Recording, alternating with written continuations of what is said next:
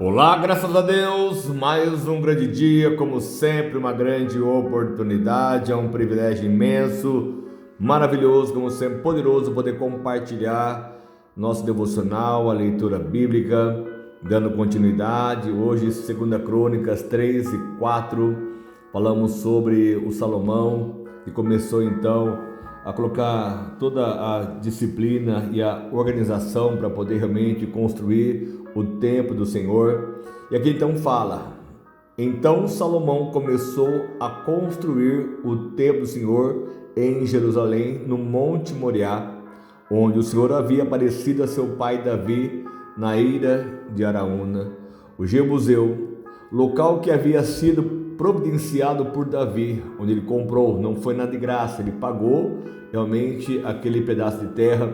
E começou então a construção no segundo dia do segundo mês do quarto ano do seu reinado. Os alicerces que Salomão lançou para o templo de Deus tinham 27 metros de comprimento e 9 metros de largura, pela medida antiga. O pórtico da entrada do templo tinha 9 metros de largura e 9 metros de altura. Ele revestiu de ouro puro o seu interior, recobriu de pinho e o átrio principal, revestiu de ouro puro e o decorou com desenhos de tamareiras e correntes. Ornamentou o templo com pedras preciosas e o ouro utilizado era de Parvaim. E também revestiu de ouro as vigas do forro, os batentes, as paredes, as portas do templo e esculpiu querubins nas paredes. Fez o lugar santíssimo com 9 metros de comprimento e 9 metros de largura, igual à largura do templo. Revestiu o seu interior de 21 toneladas de ouro puro. Os pregos de ouro pesavam 600 gramas e também revestiu de ouro as salas superiores. Tanto o ouro só de Davi foi 105 toneladas de ouro, hoje um total estimado de 19 bilhões. Tudo que foi colocado para poder fazer, realizar, tudo era revestido de ouro. E aí no lugar santíssimo esculpiu e revestiu de ouro 2 querubins, os quais de asas abertas mediu junto 9 metros, cada asa de 2 metros e 25 centímetros, tocava de um lado na parede do templo e do outro lado na asa do outro querubim. Assim os querubins com as asas se estendiam por 9 metros, estavam em pé de frente para o átrio principal. Ele fez um véu do tecido azul, roxo, vermelho e linho fino, com querubins desenhados neles. E fez na frente do templo 2 colunas, que juntas tinham 16 metros, cada uma tendo em cima um capitel com 2 metros e 25 centímetros. Fez correntes entrelaçadas e as colocou no alto das colunas. Fez também 100 romãs, colocando nas correntes, e depois levantou as colunas na frente do templo, uma ao sul, a outra ao norte.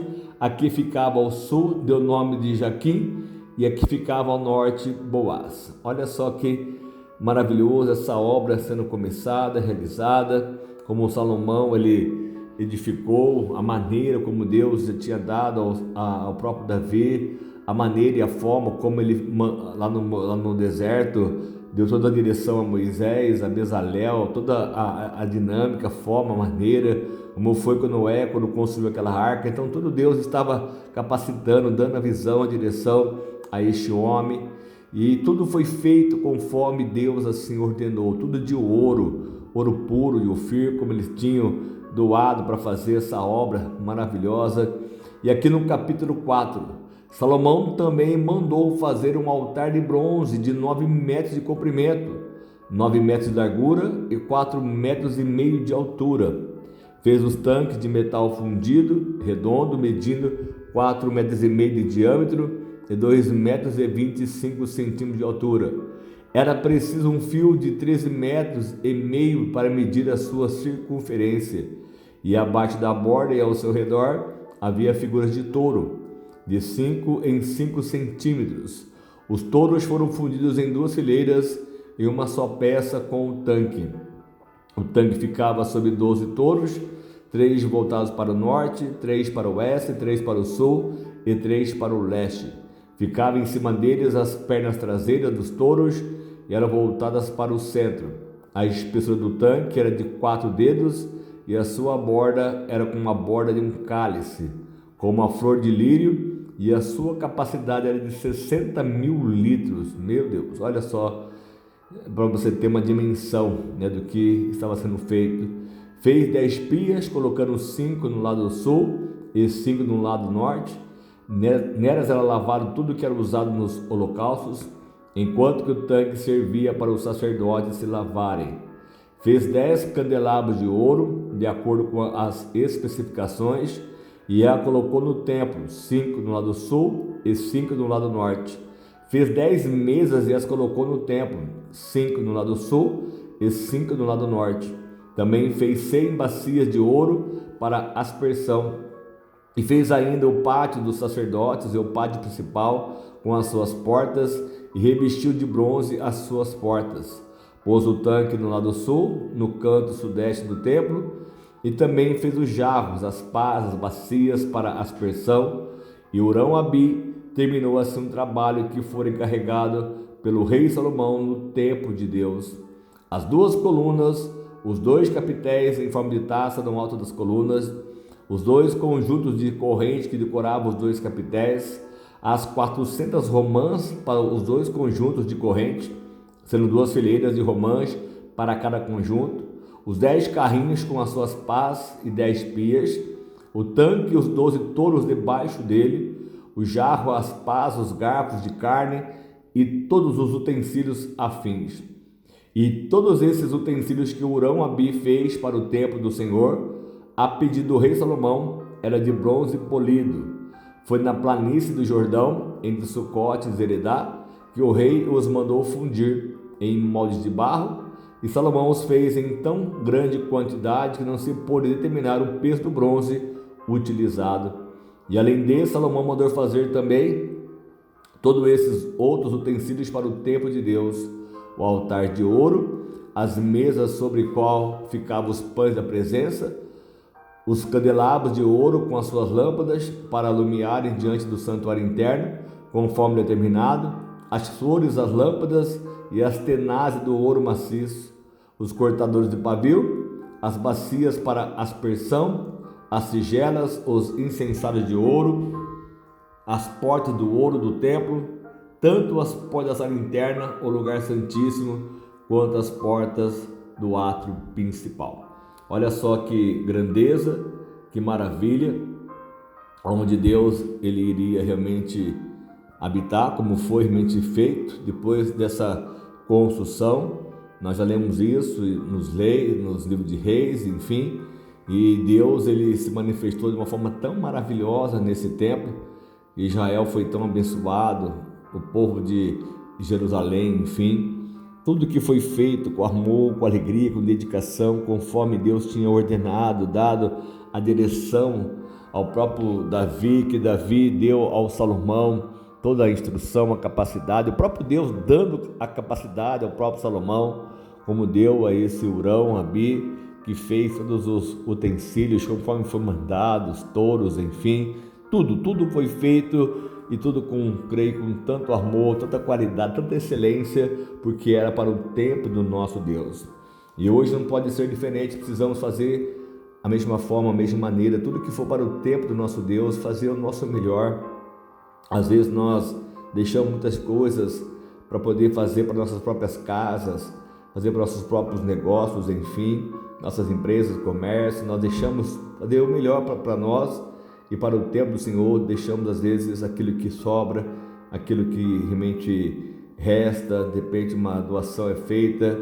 Quantas vezes eu já vi situações como essa, as pessoas dão o quebrado, dão o torto, dão o furado, dão o enferrujado, né? Quantas coisas, né? Até o próprio dinheiro, quando as pessoas vão para a igreja, eu já ouvi isso, ofertas que foram dadas na arca, quando você vai abrir, você vai fazer realmente a contagem. Às vezes tem dinheiro que não dá nem para utilizar. Um dia foi feito um depósito de um dinheiro que ele estava tão queimado, enfim, e nós levamos para o depósito, mas o banco recusou, não tinha como fazer um depósito.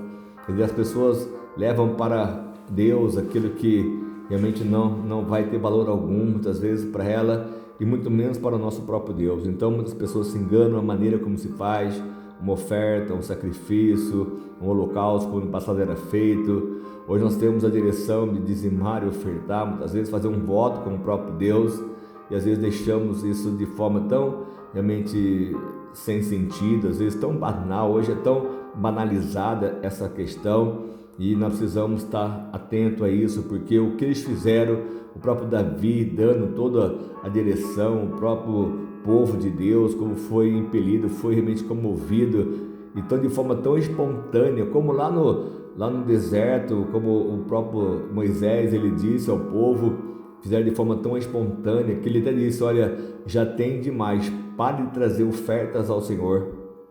E hoje, nos dias de hoje, infelizmente a gente não pode nem falar, olha, já tem sobrando, que não tem como dizer isso, já está sobrando. Pode ser que tenha lugares e sim, que tenha situações como essa acontecendo, enfim, mas Deus sabe do que cada um tem falado, que tem realmente necessitado, e Deus traz a existência o melhor, Deus faz o melhor, e quanto mais nós cremos e confiarmos no Senhor, o quanto mais Ele pode nos surpreender, nos abençoar, nos prosperar ainda muito mais. Então que possamos ter esse entendimento, fazer com tudo com amor, com alegria, com dedicação, para que Ele possa sempre nos surpreender e nos abençoar ainda muito mais. Amém?